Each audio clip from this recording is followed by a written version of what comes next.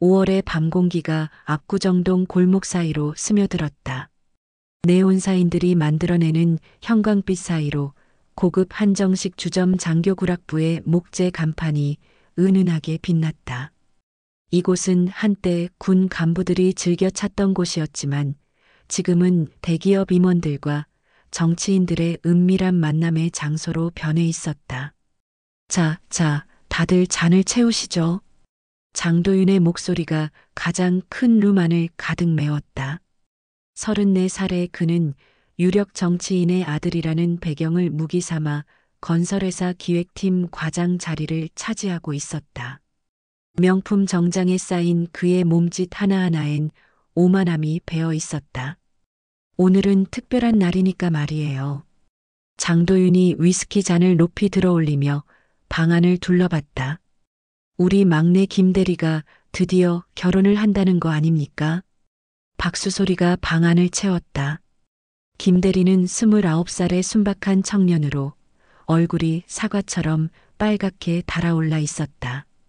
그의 옆에는 중간 관리직들이 앉아 있었고 상석에는 장도윤을 비롯한 과장급 이상의 간부들이 자리를 잡고 있었다. 그런데 말이야, 장도윤이 소주를 한 모금 들이키며 말을 이었다.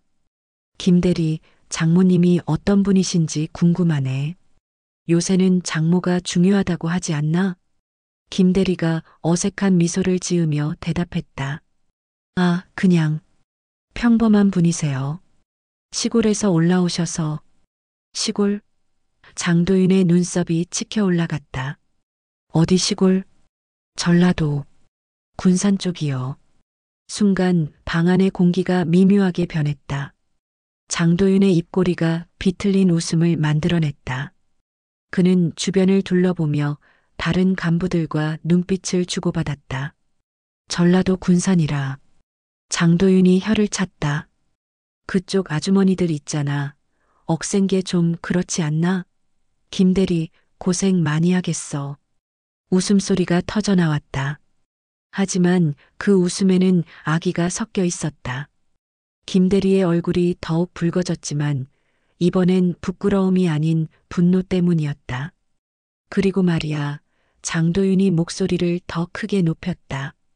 요즘 여자들이 뭘 알아요? 특히 나이 든 아주머니들은 회사 일에 참견하려고 하고 자기가 뭔가 아는 척하려고 하고. 장도윤의 시선이 방 한구석으로 향했다. 거기에는 중년 여성 한 명이 조용히 앉아 있었다. 다른 사람들과 달리 그녀는 물만 마시고 있었고 거의 말을 하지 않았다. 50대 후반으로 보이는 그녀는 단정한 검은색 블라우스를 입고 있었고 짧은 머리는 깔끔하게 정리되어 있었다. 저분도 그런 케이스 아닙니까? 장도윤이 그녀를 노골적으로 가리키며 말했다. 혹시 누구 장모님이세요? 아니면 고모님? 여성은 잠시 장도윤을 바라보다가 조용히 물잔을 입에 댔다. 그녀의 오른손 손목에는 깊은 칼자국 같은 흉터가 선명하게 보였다. 말씀 안 하시네. 장도윤이 더욱 공격적으로 나왔다. 아, 혹시 우리 김대리 장모님이신가? 아니면 누구 어머님? 이런 자리에 왜 나오셨어요? 방 안의 분위기가 급격히 어색해졌다. 몇몇 사람들은 불편한 표정을 지었지만 장도윤의 권세를 의식해 아무도 말을 하지 않았다. 저는 여성이 처음으로 입을 열었다. 그녀의 목소리는 낮고 차분했다. 그냥 지나가다가 들렀을 뿐입니다. 지나가다가? 장도윤이 코웃음을 쳤다. 장교구락부에 지나가다가 들어온다고요? 여기가 편의점인 줄 아세요? 주변에서 어이없다는 듯한 웃음이 터져나왔다. 장도윤은 그 반응에 더욱 기세가 올랐다. 아주머니, 솔직히 말씀드릴게요. 이런 자리는 급이 있는 거예요. 급이? 아무나 들어와서 앉아 있을 수 있는 곳이 아니라고요. 장도윤이 위스키를 한 모금 더 마시며 계속했다. 특히 시골에서 올라온 나이 든 아주머니들은 이해하실 거예요? 여기 분위기를 좀 파악하셔야죠. 여성의 얼굴에는 여전히 변화가 없었다. 하지만 그녀가 쥐고 있던 물잔이 미세하게 떨리는 것을 유심히 보는 사람이라면 알 수 있었을 것이다. 그리고 말이야, 장도윤의 목소리가 더욱 거칠어졌다.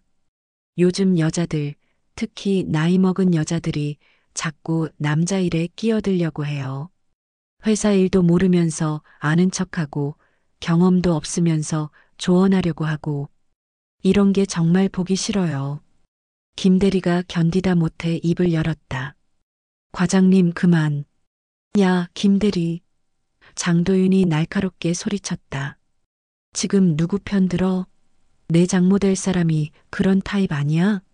시골에서 올라와서 서울 사람들 앞에서 폼 잡으려고 하고 그 순간 방 안의 모든 시선이 여성에게 집중되었다. 그녀는 여전히 조용히 앉아 있었지만 그녀의 눈빛이 미세하게 변한 것을 놓치는 사람은 없었다. 마치 고요한 호수 밑에서 무언가가 꿈틀거리는 것 같은 느낌이었다. 구식 전축에서는 낡은 군가가 흘러나오고 있었다. 전우의 시였다. 그 구슬픈 멜로디가 방 안의 긴장감을 더욱 고조시키고 있었다. 이 정도는 넘어가야 남자답지 않습니까? 장도윤이 마지막 한마디를 던졌다. 아주머니, 기분 나쁘셨으면 죄송하다고 할게요.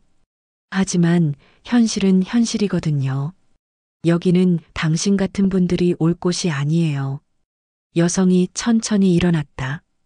그녀의 움직임은 우아했지만 어딘지 모르게 위험한 기운이 감돌았다. 마치 칼집에서 서서히 뽑히는 명검 같은 느낌이었다. 말씀 잘 들었습니다. 그녀가 조용히 말했다. 아주 흥미롭네요. 그녀가 지갑에서 명함을 꺼내 테이블 위에 올려놓았다. 하지만 명함의 내용은 누구도 확인할 수 없었다.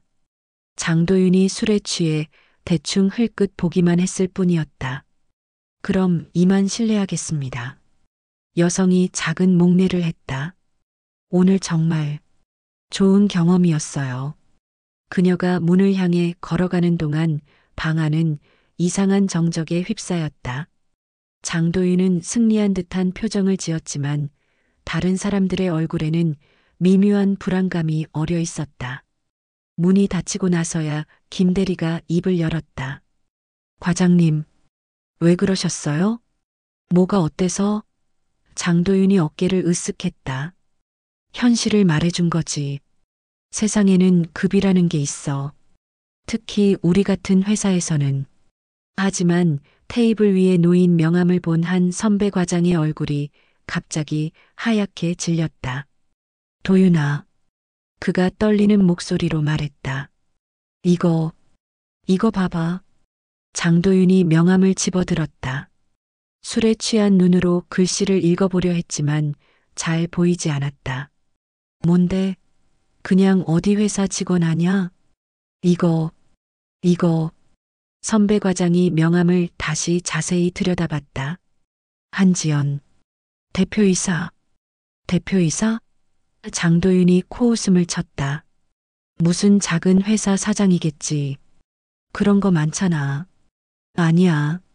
선배 과장의 목소리가 더욱 떨렸다. 이거 우리 회사야. 우리 회사 명함이야. 순간 방 안의 모든 소음이 멈췄다. 전축에서 흘러나오던 군가마저 끝나면서 완전한 침묵이 찾아왔다. 장도윤의 손에서 위스키 잔이 떨어져 바닥에서 산산조각 났다. 유리 파편들이 바닥에 흩어지면서 만들어내는 날카로운 소리가 방 안에 메아리쳤다. 그 소리는 마치 무언가가 돌이킬 수 없이 깨져버렸음을 알리는 경고음 같았다. 밖에서는 여전히 5월의 밤바람이 불어오고 있었다. 하지만 이제 그 바람에는 폭풍의 전조가 섞여 있었다. 한지연은 장교 구락부를 나와 한강대교 쪽으로 천천히 걸어갔다. 그녀의 걸음걸이는 여전히 차분했지만 오른손이 무의식적으로 손목의 흉터를 쓰다듬고 있었다. 그 흉터는 15년 전 군수장교로 근무하던 시절 부하를 구하다가 생긴 것이었다. 한강의 야경이 그녀의 눈에 들어왔다. 불빛들이 강물에 반사되어 마치 수천 개의 별이 물 위에서 춤추는 것 같았다. 하지만 그녀의 마음 속에는 이미 다른 종류의 빛들이 타오르기 시작하고 있었다. 장도윤. 그녀가 조용히 그 이름을 중얼거렸다. 흥미로운 청년이군. 그녀의 눈빛에는 냉정한 분석가의 차가움과 숙련된 전사의 위험함이 동시에 깃들어 있었다. 15년간 군대에서 갈고 닦은 전술적 사고와 지난 10년간 기억 경영으로 쌓은 전략적 판단력이 하나로 합쳐지는 순간이었다. 휴대폰이 울렸다. 화면에는 비서실장이라는 이름이 떠올라 있었다. 예, 김 실장. 사장님, 내일 임원회의 준비가 완료됐습니다. 그리고 기획팀 관련해서 확인하실 서류들이 있다고 하는데, 기획팀? 한지연의 목소리에 미세한 관심이 스며들었다. 무슨 서류죠? 장도윤 과장 관련 문제 제기가 몇 건 들어왔습니다. 부서 내 갑질 문제와 함께 몇 가지 의혹들이 있어서요. 한지연이 잠시 침묵했다. 한강의 야경을 바라보던 그녀의 눈빛이 서서히 날카로워졌다. 내일 아침 첫 번째 일정으로 잡아주세요. 그리고 장 과장의 인사 파일과 최근 3년간의 모든 업무 관련 서류를 준비해 주시고. 네, 알겠습니다. 그런데 사장님, 혹시 무슨 일이? 아무것도 아닙니다. 한지연이 전화를 끊으며 말했다. 그냥 오래된 습관을 발휘해 볼 때가 된 것 같아서요. 그녀가 다시 한강을 바라봤다. 물결이 도시의 불빛을 받아 반짝이고 있었지만 그 아래 깊은 곳에서는 강력한 흐름이 조용히 움직이고 있었다. 마치 지금의 상황처럼 말이다. 멀리서 라디오 소리가 들려왔다. 늦은 밤 뉴스 시간이었다. 기업 내 갑질 문화 근절을 위한 정부의 강력한 의지를 천명했습니다. 한지연의 입꼬리가 미세하게 올라갔다. 그녀는 천천히 집으로 향하는 택시를 잡았다. 내일부터는 바쁜 하루가 될 것 같았다. 택시가 한강대교를 건너며 도심 속으로 사라져갔다. 그녀가 앉았던 자리에는 오직 밤바람만이 남아 있었고 그 바람 속에는 다가올 폭풍의 기운이 짙게 배어 있었다. 다음 날 아침 6시. 한지연의 하루는 언제나처럼 정확히 시작되었다.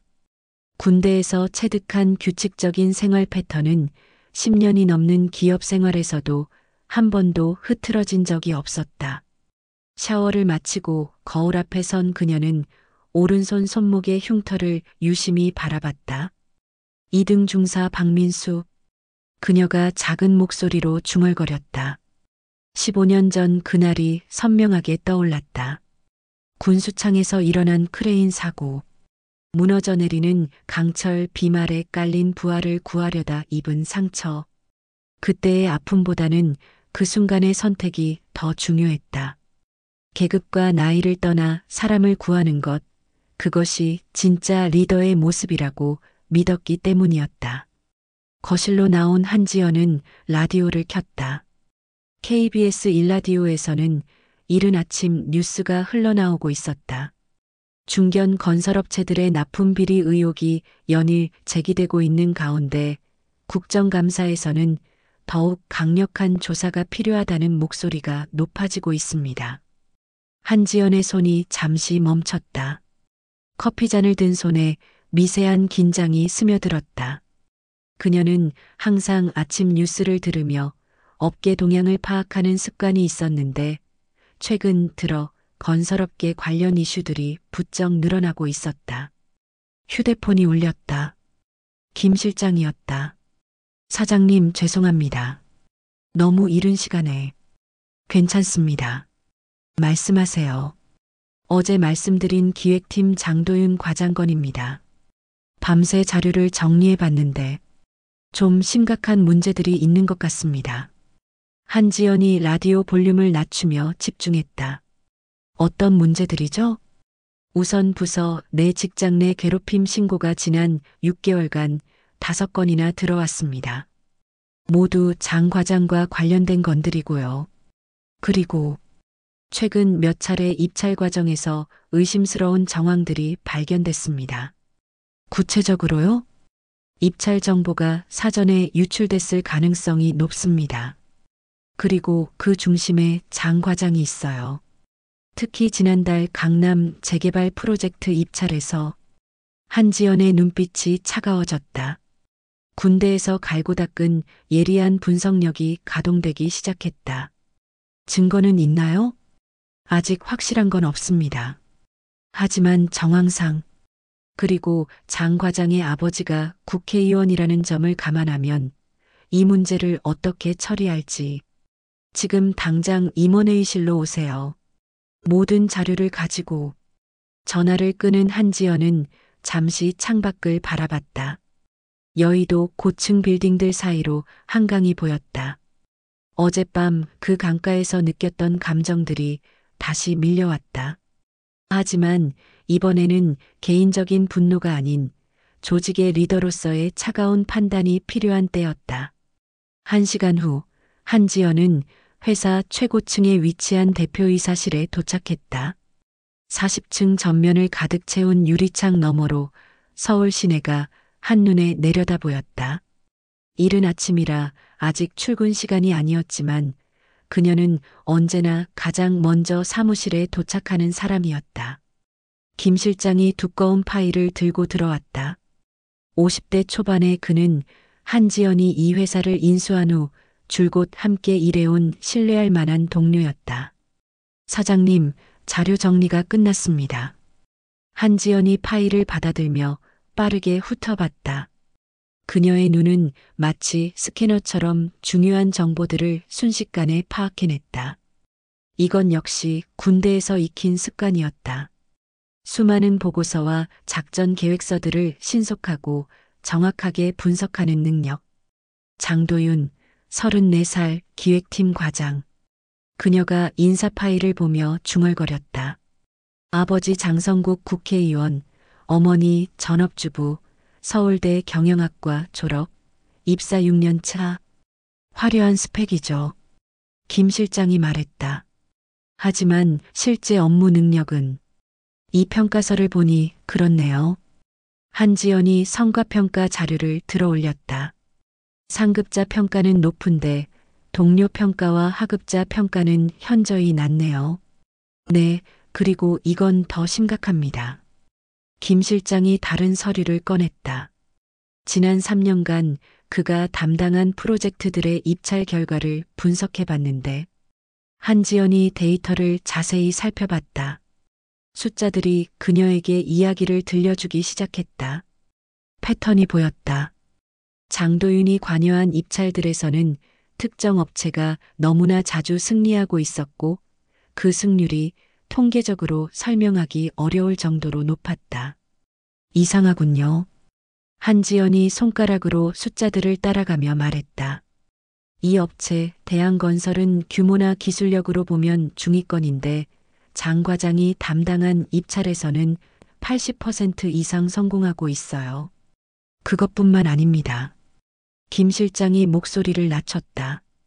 대한건설 대표이사가 장 과장 아버지의 후원의 간사입니다. 한지연의 표정이 굳어졌다.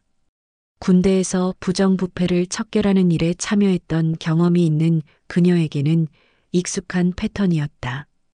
권력과 인맥을 이용한 전형적인 이권 카르텔의 모습이었다. 더 있습니다.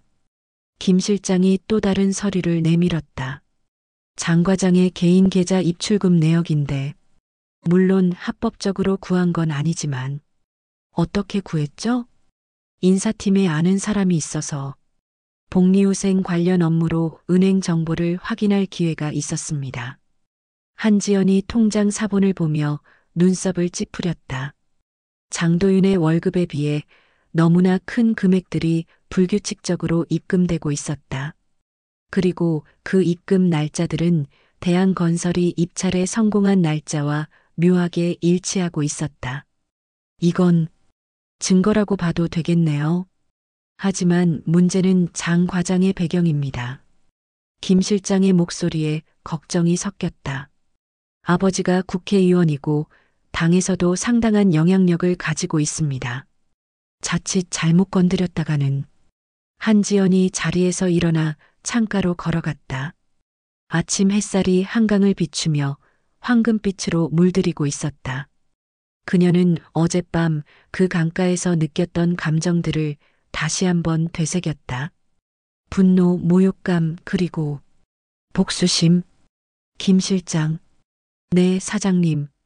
제가 이 회사를 인수했을 때 어떤 약속을 했는지 기억하시죠? 김 실장이 잠시 생각하다가 고개를 끄덕였다. 공정하고 투명한 경영, 그리고 모든 직원이 존중받는 직장 문화 구축이라고 하셨습니다. 맞습니다. 한지연이 돌아서며 말했다. 그리고 저는 제 약속을 지키는 사람입니다.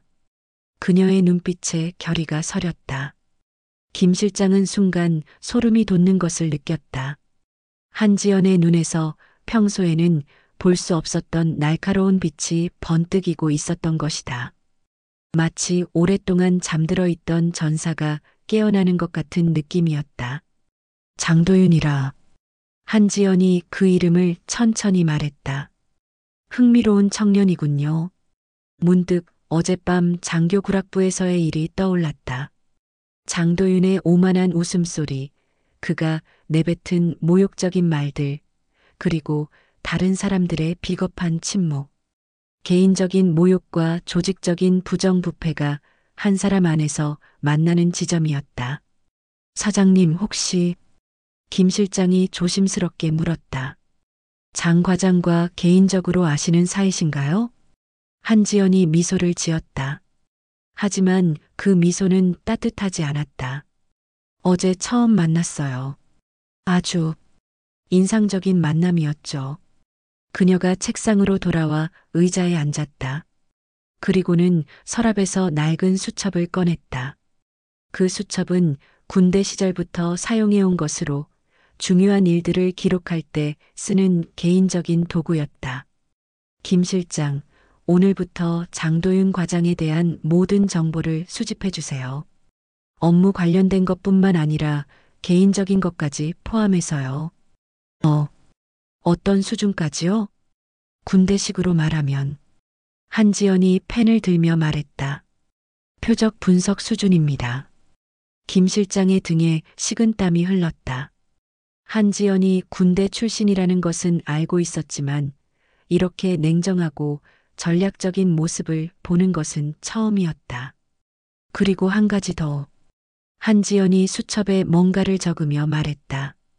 장 과장이 다음에 어떤 모임이나 회식에 참석하는지도 파악해 주세요. 특히 장교구락부 같은 곳에 가는지. 네, 어떻게 그런 곳을? 제가 어제 거기 있었거든요. 한지연이 담담하게 말했다. 정말 교육적인 시간이었어요. 그 순간 김 실장은 뭔가 중대한 일이 벌어질 것임을 직감했다. 한지연의 차분한 목소리와 날카로운 눈빛, 그리고 군대에서 나온 듯한 전문 용어들. 이 모든 것이 평범한 기업 내부 문제 해결을 넘어선 무언가를 암시하고 있었다. 사장님, 혹시 어떤 계획이? 계획? 한지연이 고개를 들어 김 실장을 바라봤다. 아직 계획 단계는 아니고요.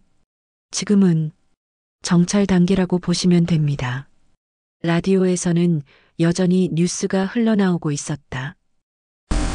공정거래위원회는 건설업계의 담합 행위에 대해 강력한 제재를 가할 방침이라고 밝혔습니다. 한지연이 라디오를 끄며 일어났다. 오늘 점심시간에 장 과장을 만나보죠. 우연히. 우연히요? 그렇습니다. 저는 그저 평범한 회사 직원일 뿐이니까요. 그녀의 말에는 묘한 여운이 있었다. 김 실장은 한지연이 무슨 생각을 하고 있는지 정확히 알 수는 없었지만 분명한 것은 앞으로 회사에 큰 변화가 일어날 것이라는 점이었다. 참, 그리고 김 실장. 한지연이 문을 향해 걸어가며 말했다. 제가 군대에 있을 때 배운 것 중에 이런 말이 있어요. 적을 알고 나를 알면 백전백승이라고. 네, 알겠습니다. 지금 우리는 적을 알아가는 단계입니다. 그리고 장 과장은 아직 나를 전혀 모르고 있죠. 한지연이 문을 열고 나가기 전에 마지막으로 돌아봤다. 오늘부터는 전쟁입니다. 김 실장. 하지만 우리가 이기는 전쟁이 될 거예요. 문이 닫히고 나서 김 실장은 한동안 그 자리에 서 있었다. 한지연의 마지막 말이 계속 머릿속에서 맴돌았다. 전쟁이라고 했다. 그리고 그녀의 눈빛에서 본 것은 분노가 아닌 차가운 결이었다. 창밖으로는 서울의 아침이 본격적으로 시작되고 있었다. 하지만 이 건물 안에서는 이미 보이지 않는 전쟁의 서막이 올라가고 있었다. 그리고 그 전쟁의 한쪽에는 자신의 정체를 숨긴 채 조용히 전략을 세우는 숙련된 전사가 있었다. 오후 2시 회사 지하 2층 문서 보관 창고는 형광등이 간헐적으로 깜빡이는 음침한 공간이었다. 한지연은 김 실장과 함께 조용히 그곳으로 내려왔다. 수십 년간 쌓인 서류 상자들이 미로처럼 펼쳐져 있었다. 한지연은 최근 3년간의 기획팀 관련 자료들을 찾아냈다. 사장님, 이렇게 직접 오실 필요까지는 필요합니다. 군대에서 배운 게 있어요. 정보는 직접 확인해야 한다는 것. 첫 번째 상자에서 나온 것은 지난해 강남 재개발 프로젝트 관련 서류들이었다. 한지연의 손끝이 한 장의 서류에서 멈췄다. 이상하네요. 입찰 공고일과 사전 설명의 날짜를 보세요.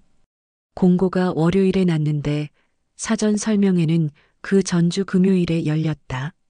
시간 순서가 맞지 않았다. 그럼 설명회에 참석한 업체들은 미리 정보를 알고 있었다는 뜻이네요.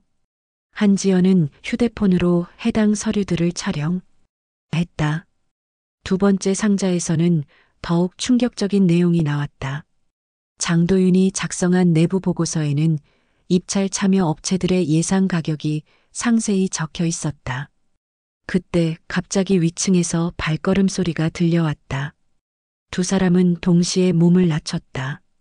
누군가 내려오고 있어요. 한지연은 재빨리 서류들을 원래 위치에 되돌려 놓고 어둠 속에서 움직였다. 오랜 군 생활에서 익힌 야간 행동 능력이 발휘되는 순간이었다. 창고 문이 열리며 장도윤이 들어왔다. 그는 특정 상자를 찾아 직진했다. 마치 이곳에 자주 온 것처럼 익숙한 움직임이었다. 장도윤은 상자에서 몇 장의 서류를 꺼내 가방에 넣었다. 그리고는 휴대폰을 꺼내 누군가에게 전화를 걸었다. 형님, 저예요. 서류 확인했어요. 네, 다음 주 입찰 관련해서 문제될 만한 건 다 처리했습니다. 한지연의 주먹이 저절로 쥐어졌다. 장도윤은 계속해서 입찰 조작에 대한 대화를 나누고 있었다.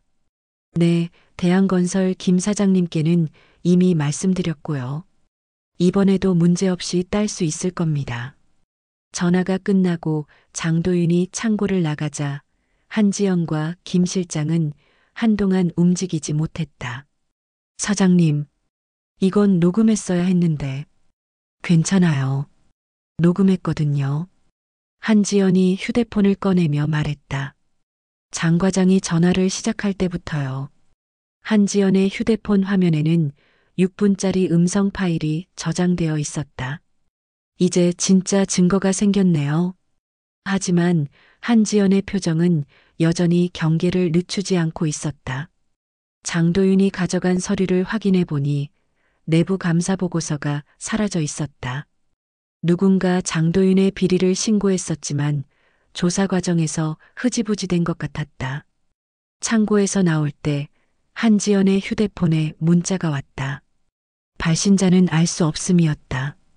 더 이상 파지 마세요. 당신이 누군지 알고 있습니다. 생각보다 빨리 들킨 것 같아요. 어떻게 하시겠어요? 경찰에 신고해야 하는 거 아닌가요? 아직 아니에요. 상대방이 우리를 얼마나 알고 있는지 먼저 파악해야 해요.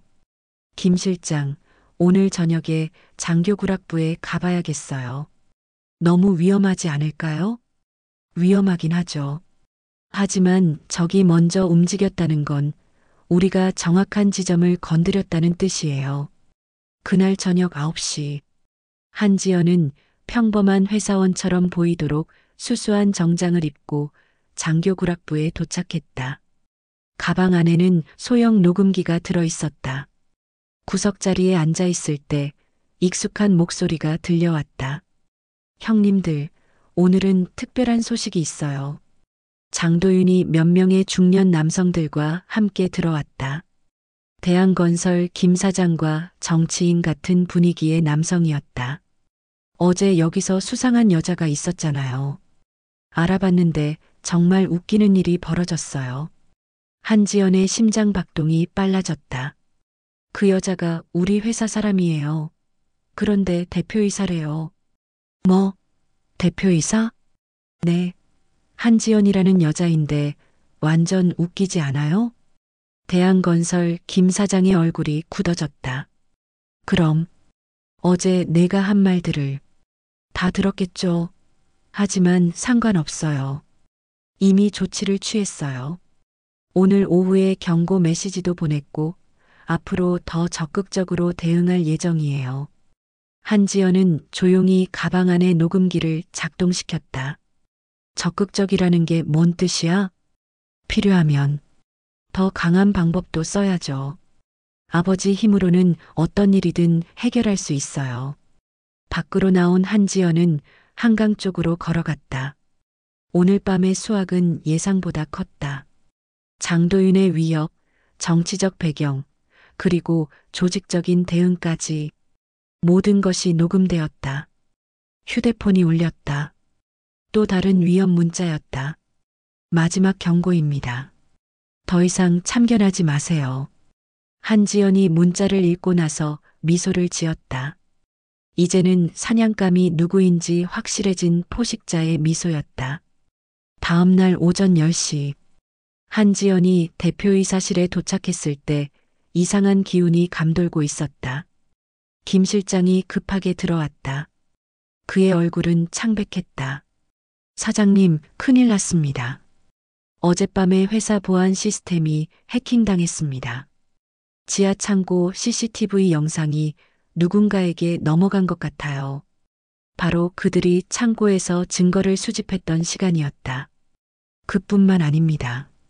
어젯밤 늦게 장도윤 과장이 회사에 와서 몇 시간 동안 있었다고 해요.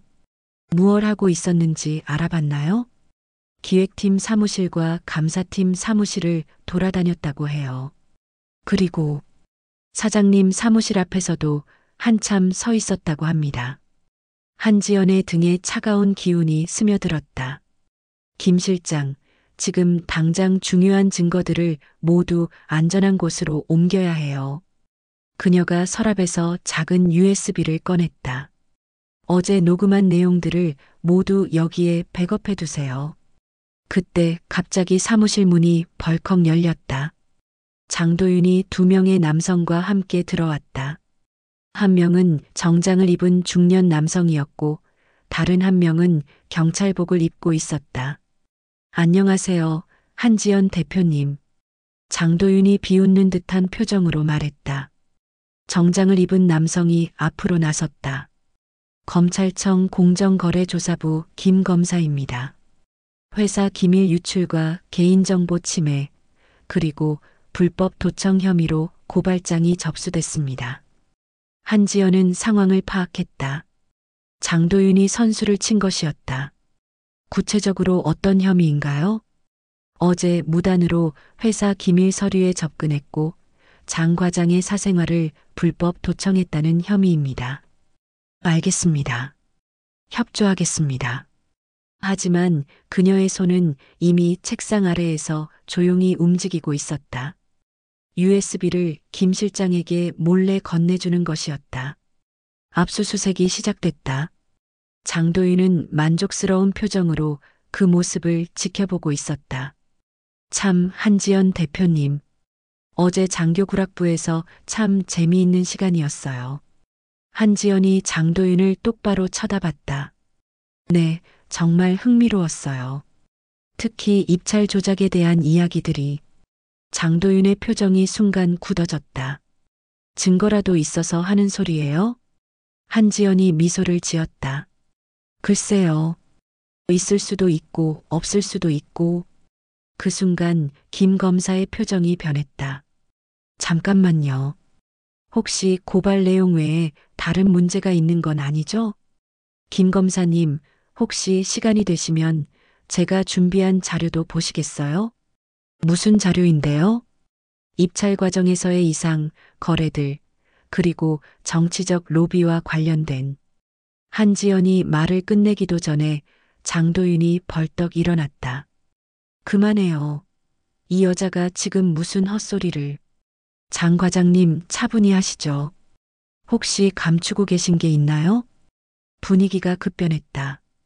김 실장이 USB를 꺼내려는 순간 장도윤이 갑자기 뛰쳐나갔다. 어디 가세요? 경찰관이 소리쳤지만 장도윤은 이미 복도로 사라진 후였다. 한지연도 자리에서 일어났다.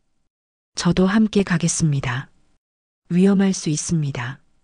괜찮아요. 제가 더 잘 아는 건물이거든요. 지하 주차장에서 장도윤이 자신의 차 쪽으로 뛰어가는 모습을 볼 수 있었다. 한지연은 주차장의 기둥들 사이로 몸을 숨기며 조용히 접근했다. 군대에서 익힌 야간 정찰 훈련의 결과였다. 장도윤이 차 문을 열려는 순간 한지연이 그의 뒤에서 나타났다. 장 과장님, 도망칠 생각은 하지 마세요. 장도윤이 깜짝 놀라며 돌아봤다.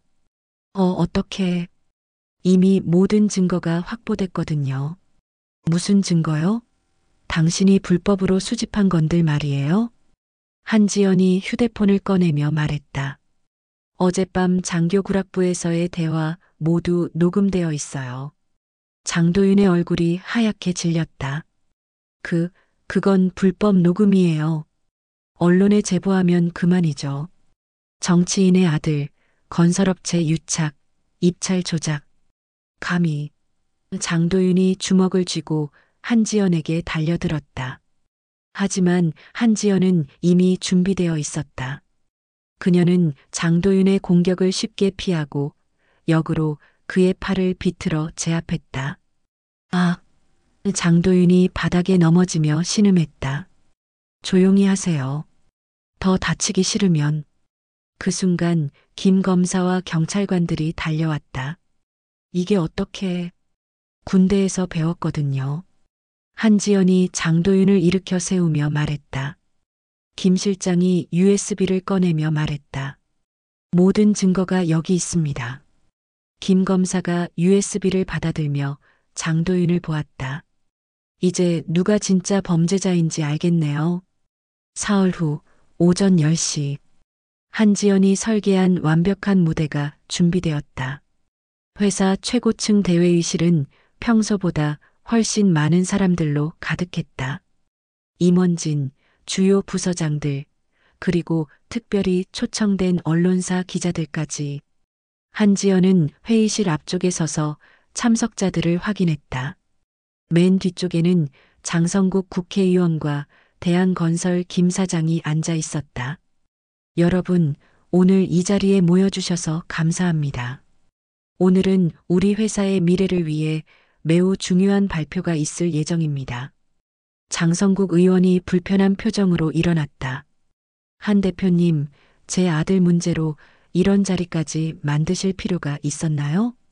한지연이 그를 똑바로 바라봤다. 의원님, 이건 개인적인 문제가 아닙니다. 우리 사회 전체의 문제거든요. 대형 스크린에 첫 번째 이미지가 떠올랐다. 장교구락부에서 찍은 사진이었다. 이 사진은 지난주 장교구락부에서 촬영된 것입니다. 우연히 그 자리에 있게 되어서 흥미로운 대화를 들을 수 있었습니다. 김 사장의 얼굴이 하얗게 질렸다. 이건 사생활 침해 아닙니까? 사생활이라고 하시기엔. 한지연이 두 번째 슬라이드를 띄웠다. 너무 공적인 내용들이 많이 오갔거든요. 스크린에는 입찰 관련 서류들이 나타났다.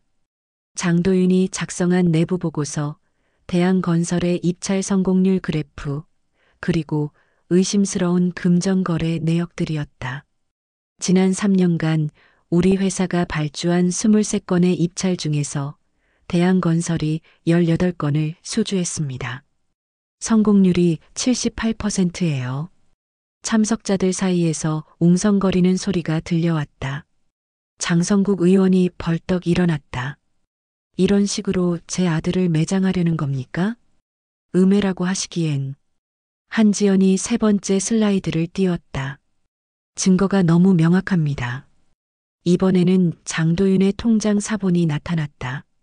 대한건설이 입찰에 성공한 날짜와 일치하는 대금 입금 내역들이 적나라하게 드러났다. 한 기자가 손을 들었다. 혹시 이런 거래에 정치적 로비도 포함되어 있나요? 한지연이 미소를 지으며 답했다. 좋은 질문이네요. 네 번째 슬라이드가 떠올랐다. 장성국 의원의 후원에 관련 자료였다. 정치적 후원과 기업 간 거래가 어떻게 연결되는지 보여주는 전형적인 사례라고 생각합니다. 이건 합법적인 정치 후원입니다. 물론입니다. 하지만 이것과 함께 보시면 어떨까요? 마지막 슬라이드가 올라왔다. 음성 파일에 재생 버튼이 보였다. 이건 지난주 장교구락부에서 녹음된 대화입니다. 한지연이 재생 버튼을 누르자 회의실의 장도윤의 목소리가 울려 퍼졌다. 네, 대한건설 김 사장님께는 이미 말씀드렸고요. 이번에도 문제없이 딸 수 있을 겁니다. 회의실이 순간 조용해졌다. 녹음 파일에서는 계속해서 입찰 조작과 정치적 로비에 대한 구체적인 내용들이 흘러나왔다. 장성국 의원이 자리에서 일어나려다가 다시 주저앉았다. 이것만으로도 충분히 심각한 문제지만 한지연이 말을 이었다. 더 중요한 건 다른 것입니다. 그녀가 회의실을 천천히 둘러보며 말했다. 이 모든 일의 시작은 개인적인 모욕이었습니다. 한지연의 목소리가 점점 강해졌다. 요즘 여자들이 뭘 알아요? 나이든 아주머니들은 회사 일에 참견하지 말아야 해요. 시골에서 올라온 사람들은 급이 다르다고요. 참석자들의 표정이 경직되었다. 특히 여성 임원들의 얼굴에는 분노가 서려 있었다. 저는 처음에 그냥 넘어가려고 했습니다. 하지만 조사를 해보니 이런 차별과 비리가 체계적으로 연결되어 있더군요. 그 순간 장성국 의원이 벌떡 일어났다. 그만하세요. 이런 식으로 제 아들을 몰아세우는 게 정당한 겁니까? 한지연이 그를 똑바로 바라봤다. 정당하냐고요? 의원님, 저는 지금까지 모든 것을 법적 절차에 따라 진행했습니다. 지난 3일 동안 저희에게 온 위험 문자들입니다. 회사 보안 시스템 해킹, 개인 신상 정보 유출 시도까지. 기자들의 눈빛이 번뜩였다. 의원님, 이것도 아들의 개인적 실수라고 하시겠어요? 장성국 의원이 말문이 막혔다. 한지연이 다시 마이크 앞으로 돌아왔다. 여러분, 저는 오늘 이 자리에서 몇 가지를 발표하고 싶습니다. 첫째, 장도윤 과장은 즉시 해고 처분합니다. 둘째, 대한건설과의 모든 계약을 재검토하겠습니다. 셋째, 우리 회사는 앞으로 모든 입찰 과정을 완전히 투명하게 공개하겠습니다.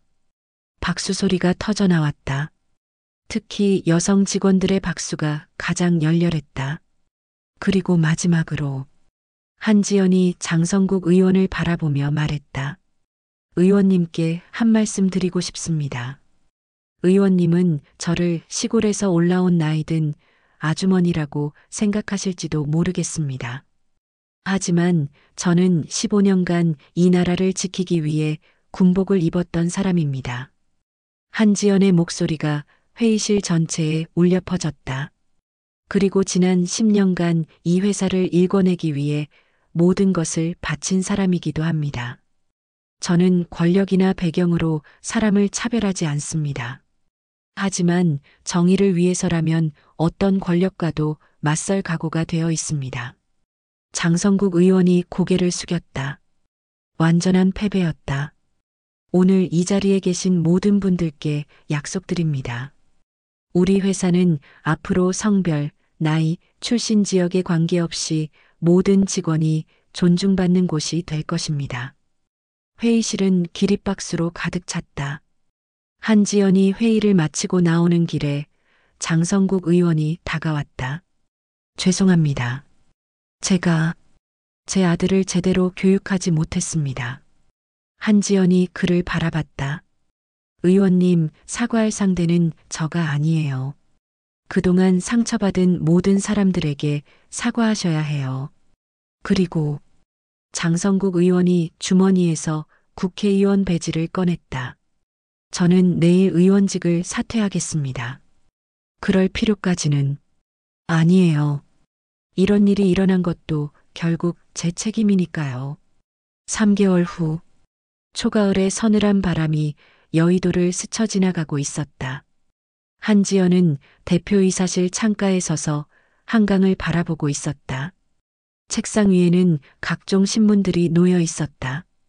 건설업계 혁신을 이끄는 여성 CEO, 군 출신 기업인이 보여준 진정한 리더십, 부정부패 척결의 새로운 모델. 김 실장이 들어왔다. 사장님, 오늘 마지막 보고서가 나왔습니다. 검찰 수사 결과인가요? 네. 장도윤 전 과장은 업무상 배임과 입찰 방해 혐의로 징역 3년이 확정됐고, 대한건설 김 사장도 징역 2년에 집행유예 3년이 선고됐습니다. 그리고 정부에서 우리 회사의 투명 경영 시스템을 모범 사례로 선정했다고 합니다. 지난 3개월 동안 회사는 완전히 새롭게 태어났다. 모든 입찰 과정이 실시간으로 공개되었고 직장 내 괴롭힘에 대한 무관용 원칙이 확고히 자리 잡았다. 참, 그리고 김대리 결혼식 말인데요. 이번 주 토요일인데 사장님을 꼭 모시고 싶다고 하네요. 한지연이 미소를 지었다. 그날 밤 장교구락부에서 모든 것이 시작됐던 김대리의 결혼 이야기였다. 물론 가야죠. 그때 문이 다시 열리며 장성국 전 의원이 들어왔다. 그는 정치계에서 완전히 은퇴한 후 조용히 지내고 있었다. 안녕하세요, 한 대표님. 아들놈이 오늘 출소합니다. 벌써요? 선처를 받았어요. 진심으로 반성했다고 인정받아서. 그래서 직접 사과드리러 왔습니다. 이미 다 끝난 일이에요. 중요한 건 앞으로입니다. 혹시 아이가 진심으로 사과하고 싶어 하는데 만나주실 수 있을까요? 한지연이 잠시 생각했다. 좋아요. 하지만 조건이 있어요. 공개적으로 사과해야 해요. 당연합니다. 그가 떠난 후 한지연은 다시 창가로 돌아갔다. 한강 위로는 석양이 지고 있었고 강물은 황금빛으로 물들어 있었다. 라디오를 켰다. 건설업계의 투명성 혁신을 이끌고 있는 한지연 대표의 경영 철학이 화제입니다. 한지연이 라디오 볼륨을 낮추며 미소 지었다. 군대에서 매일 아침 들었던 라디오 뉴스가 이제는 자신의 이야기를 하고 있었다. 그날 저녁 한지연은 장교구락부 앞을 지나가다가 문득 들어가 보고 싶어졌다. 지난번과는 완전히 다른 마음으로 그 문을 열었다. 안에서는 여전히 구식 전축에서 군가가 흘러나오고 있었다. 이번에는 전우였다. 한지연은 구석 자리에 앉아 물을 주문했다. 어머, 이분 전에도 오셨던 분 아니에요? 주인 아주머니가 반갑게 말했다. 요즘 뉴스에서 자주 봐요. 정말 대단하시던데요. 그냥 할 일을 했을 뿐이에요. 전축에서 흘러나오는 군가를 들으며 한지연은 군대 시절을 회상했다. 15년간 배운 것들이 지금 이 순간에 모두 쓰였다. 휴대폰에 메시지가 왔다. 알지 못하는 번호였다. 안녕하세요. 뉴스에서 사장님 이야기를 보고 용기가 났어요. 저희 회사에도 비슷한 문제가 있는데 어떻게 해야 할지 조언을 구하고 싶습니다. 한지연의 마음이 따뜻해졌다. 답장을 보냈다. 언제든지 연락하세요. 함께 해결 방법을 찾아보아요. 한강변에 서서 야경을 바라보며 한지연은 지난 3개월의 변화들을 되짚어봤다. 회사에서는 젊은 여성 직원들이 당당하게 의견을 개진하고 있었다. 무엇보다 직원들의 표정이 달라졌다. 결국 해냈구나. 한지연이 혼자 중얼거렸다. 뒤에서 김 실장의 목소리가 들려왔다. 사장님? 김 실장도 여기 오셨네요. 요즘 이곳이 제가 가장 좋아하는 장소가 됐어요. 모든 것이 시작된 곳이니까요. 두 사람은 잠시 말없이 한강을 바라봤다. 사장님, 진짜로 끝난 건가요? 한지연이 미소를 지으며 답했다. 아니에요. 이제 시작이에요. 우리가 만든 변화가 진짜 의미를 갖기 위해서는 지속되어야 해요. 그리고 다른 곳으로도 퍼져나가야 하고요. 한지연이 주머니에서 수첩을 꺼냈다. 마지막 페이지에는 새로운 계획들이 적혀 있었다. 여성 리더십 교육 프로그램, 건설업계 투명성 협의체 구성. 할 일이 아직 산더미예요. 그 순간 한지연의 휴대폰이 울렸다. 화면에는 정부 청와대라는 발신자가 표시되어 있었다. 한지연 대표님이시죠? 대통령께서 면담을 요청하셨는데. 한지연이 김 실장과 눈을 마주쳤다. 언제든지 시간 내겠습니다. 전화를 끊고 나서 김 실장이 흥분된 목소리로 말했다.